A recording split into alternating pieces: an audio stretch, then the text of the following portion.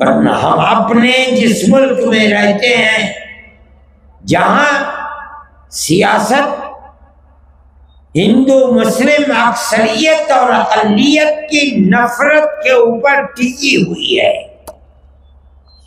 وہ آپ کے اور آپ کے بچیوں کی عفت و پاک دامنی کو زندہ نہیں رہنے دینا چاہتے۔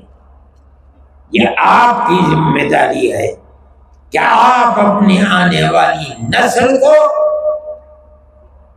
العیاذ باللہ ارتداد سے بچائیں اور انہیں مسلمان چھوڑ کر مریں۔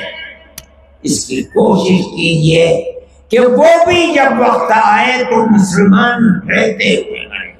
یہ ہماری ذمہ داری ہے۔ قوا انفسکم واہلیکم نارا، اپنے آپ کو بھی جہنم کی آگ سے بچاؤ، اپنی آل اولاد اہل خانہ کو بھی جہنم کی آگ سے بچاؤ۔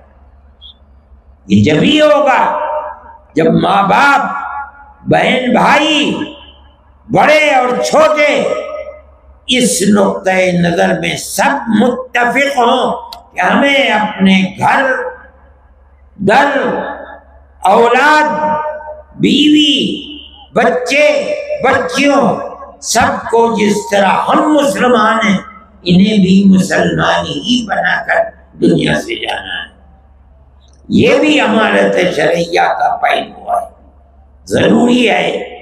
اس لیے آپ حضرات جس ولولے اور جذبے کے ساتھ آئے ہیں، میں آپ سے کہتا ہوں کہ آپسی گھریلو جھگڑے یقیناً ان کا حل ہونا چاہیے۔